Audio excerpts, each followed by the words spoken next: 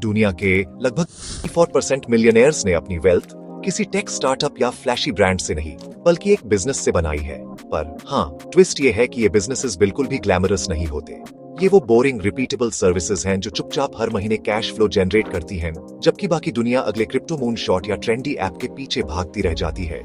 Statistics दिखाते हैं कि लॉन्ड्रोमेट्स, सेल्फ स्टोरेज और वेंडिंग मशीन जैसे बिजनेसेस का सक्सेस रेट 90% से ऊपर होता है, जबकि फैंसी स्टार्टअप्स अक्सर पहले 2 साल में ही दम तोड़ देते हैं। इस वीडियो के एंड तक आपको उन 6 बोरिंग बिजनेस मॉडल्स के बारे में पता चलेगा जो आज भी मिलियनेयर्स प्रोड्यूस कर रहे हैं। हम बात करेंगे रोहित की, जिसने अपने पहले बिजनेस के लिए क्या फिल्टर्स यूज किए और कैसे उसकी पैसिव इनकम ने उसकी 9 to 5 सैलरी को पीछे छोड़ दिया। आप समझेंगे कि बोरिंग होना कोई गाली नहीं है, बल्कि यही असली सीक्रेट वेपन है। रोहित कोई अमीर घर से नहीं था। 25 की एज में वो एक लॉजिस्टिक्स कंपनी में ऑपरेशंस कोऑर्डिनेटर था, जहां उसकी इन हैंड सैलरी अप्रॉक्स 28,000 थी। वेल्थ के नाम पर उसके पास बस एक पुरानी हैचबैक कार और सेविंग्स अकाउंट में थोड़े बहुत पैसे बचे थे। उसने सारे एक्साइटिंग रास्ते ट्राई किए थे।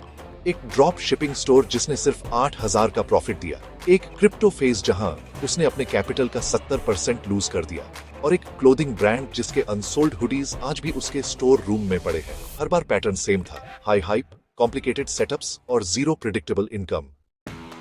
एक रात घर लौटते वक्त रोहित ने द मिलियनेयर नेक्स्ट डोर की समरी पढ़ी। उसमें एक सिंपल बात लिखी थी, असली मिलियनेयर्स इन्फ्लुएंसर्स नहीं होते, वो दुल नॉर्मल बिजनेसेस चलाते हैं, जैसे रिपेयर शॉप्स, स्मॉल फैक्ट्रीज या लोकल सर्विसेज जो लोग बार बार यूज करते हैं। रोहित को पहले ये आइडिया थोड़ा अजीब लगा। वो हमेशा क्लेवर और यूनिक आइडियाज ढूंढ रहा था, पर ये बुक कह रही थी, be boring, be necessary and let time do it's magic. उसने इसे एक एक्सपेरिमेंट की तरह लिया। अगले 1 साल तक रोहित ने लोकल लिस्टिंग्स और बिजनेस फोरम्स को स्कैन किया। उसे समझ आया कि हर मिलियनेयर स्टोरी में 6 टाइप्स के बिजनेसेस बार बार रिपीट हो रहे हैं। इनका कोई ग्लैमर नहीं था, पर ये रिलेंटलेस कैश फ्लो मशीन्स थी। चलिए देखते हैं रोहित की जर्नी कहां से शुरू हुई। पहला बिजनेस था लॉन्ड्रोमैट्स। रोहित को पहले लगा कि लॉन्ड्री का काम कौन करता है, पर नंबर्स अलग ही कहानी बता रहे थे। अर्बन एरियाज में रेंटर्स की कमी नहीं है जिनके पास घर में मशीन नहीं होती। कंसिस्टेंसी ही इसका में चार्म है। कपड़े हर हफ्ते गंदे होते हैं और लोग हर हफ्ते धोने आते हैं। रोहित ने एक पुराना लॉन्ड्रोमार्ट ढूंढा जिसका ओनर रिटायर होना चाहता था। बिजनेस की हालत थोड़ी पुरानी थी, पर इनकम स्टेडी थी। इसकी प्राइस लगभग 1,07,00,000 थी और नेट प्रॉफिट 3,50,000 मंथली।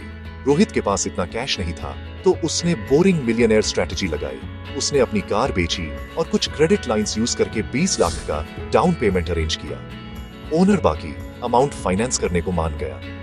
पहले महीने में प्रॉफिट सिर्फ 1 लाख के आसपास था, पर यह वो पैसा था जिसके लिए रोहित को ऑफिस में घंटों बैठना नहीं पड़ा।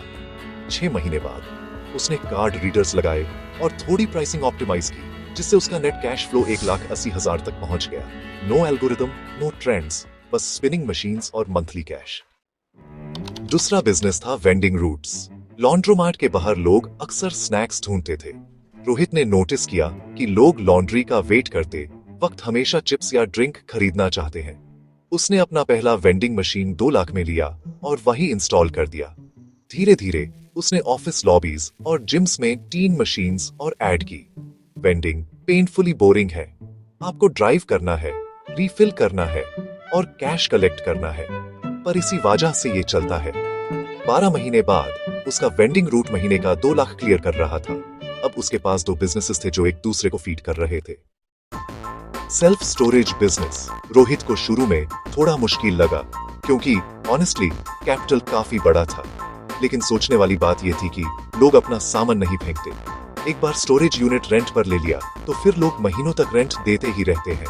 रोहित ने एक लोकल कॉन्ट्रैक्टर के साथ पार्टनरशिप की, जिसके पास खाली जमीन थी। रोहित ने ऑपरेशंस संभाले और कॉन्ट्रैक्टर ने कंस्ट्रक्शन का जिम्मा लिया। जैसे ही 18 यूनिट्स फिल हो गए, रोहित का मंथली शेयर लगभग 1,30,000 रुपए हो गया। और जब सब मिला लिया तो हैरी की ये बोरिंग एम्पायर अब महीने का 5 लाख से भी ज्यादा कमा रही थी, जो उसकी जॉब से तो काफी ज्यादा था। बाकी की 3 बोरिंग कैटेगरीज भी वैसे ही सेम पैटर्न फॉलो करती हैं। कार वॉशेस, जहां मशीनरी और वॉल्यूम सारा काम करते हैं। एक बार सेटअप हो गया तो ये लोकल कैश मशीन बन जाती है। पेस्ट कंट्रोल भी एक रिकरिंग सर्विस है। कस्टमर सब्सक्रिप्शन पर होते हैं और इससे रेवेन्यू काफी प्रिडिक्टेबल हो जाता है। एक छोटा सेटअप भी महीने के लाखों का रेवेन्यू दे सकता है। और प्रॉपर्टी मैनेजमेंट बस लैंडलॉर्ड्स और टेनेंट्स के बीच का ब्रिज बनना होता है। हर एक डोर मैनेजमेंट पर फिक्स फी मिलती है, जो स्केल होने पर काफी बड़ी इनकम बन जाती है। हैरी को यह समझ आया कि अमीर बनने के लिए कोई वायरल आइडिया नहीं, बल्कि एक सर्वाइवल आइडिया चाहिए। और देखो, अर्थेस की एज तक रोहित का नेटवर्थ $1 मिलियन यानी लगभग 8 करोड़ 30 लाख रुपए क्रॉस कर गया। कोई ओवरनाइट सक्सेस नहीं थी, बस धीरे धीरे एसेट्स बिल्ड करने का रिजल्ट था। तो अब सवाल है, आप क्या कर सकते हैं? अपने एरिया में ऐसी फिजिकल सर्विसेज ढूंढिए जो लोग हर महीने यूज करते हैं। इन्हें रोहित के 3 फिल्टर से चेक करें। क्या कस्टमर हर महीने पे करता है? क्या डिसीजन लो ड्रामा यानी इजी है? और क्या आप उस एसेट को कंट्रोल कर सकते हैं? छोटे कैश फ्लो से कभी मत डरिए। रोहित का पहला 1 लाख रुपए का प्रॉफिट ही उसकी फ्रीडम की शुरुआत थी। आज रात का टास्क ये है, अपने शहर में कोई भी एक कैटेगरी पिक करें, जैसे लोकल लॉन्ड्री या कार वॉश, और 5 ऐसी लोकेशन सर्च करें जो थोड़ी निग्लेक्टेड लग रही हो। वही आपकी अपॉर्चुनिटी हो सकती है। और हाँ, क्या आप चाहते हैं कि मैं इनमें से किसी एक मॉडल पर एक डिटेल्ड एग्जीक्यूशन वीडियो बनूं? कमेंट करके जरूर बताएं और ऐसे ही सिस्टमैटिक वेल्थ टिप्स के लिए सब्सक्राइब करना ना भूलें। चलिए कुछ बोरिंगली प्रॉफिटेबल बिल्ड करते हैं।